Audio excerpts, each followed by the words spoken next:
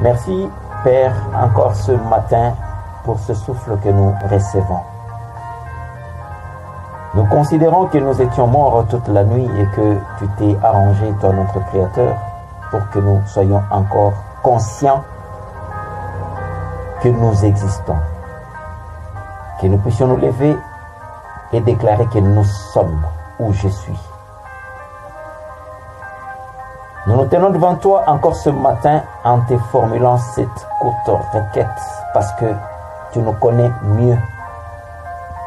Comme le dit Matthieu 10 au verset 30, tu connais même le nombre de nos cheveux, pour ainsi dire qu'il n'y a rien par rapport à nous qui échappe à ton contrôle.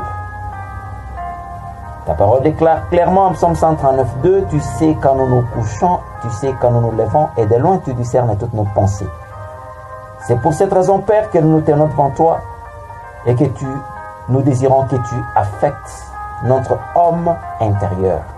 Car il est dit en Jean 6 au verset 63 que c'est l'esprit qui vivifie, mais la chair ne sert de rien du tout. Mais cet esprit dont nous faisons allusion a quelques parties. Notre esprit est composé d'une intuition, notre esprit est composé d'une communion et notre esprit est composé de la conscience. Père, nous voulons que tu affectes notre conscience. Nous refusons d'avoir une conscience insensible, comme le dit 1 Timothée 4:2. Une conscience insensible, c'est une conscience inutile, une conscience qui ne peut pas collaborer avec toi. Nous refusons d'avoir cette forme de conscience qui est brûlée déjà et qui ne reste que de la cendre au niveau de la conscience. Ô Père, affecte notre conscience. C'est seulement quand notre conscience est affectée que nous pouvons t'écouter, toi notre Créateur, même pendant que tu murmures, tout simplement.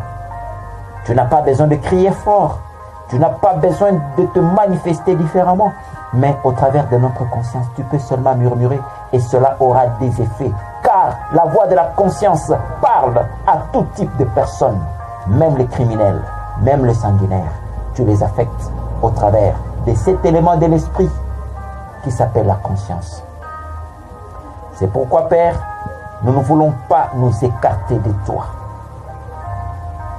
Il est clairement dit en Jacques 4:3, vous demandez, vous ne recevez pas, parce que vous demandez mal.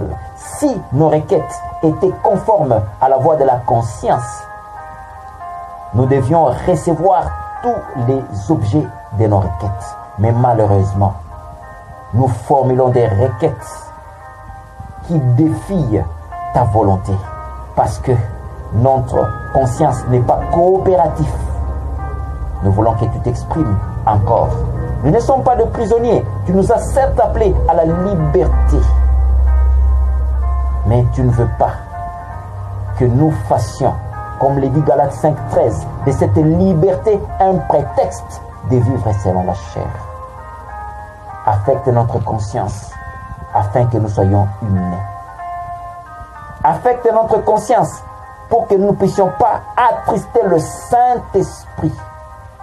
Car il est dit en Éphésiens 4:30, n'attristez pas le Saint-Esprit.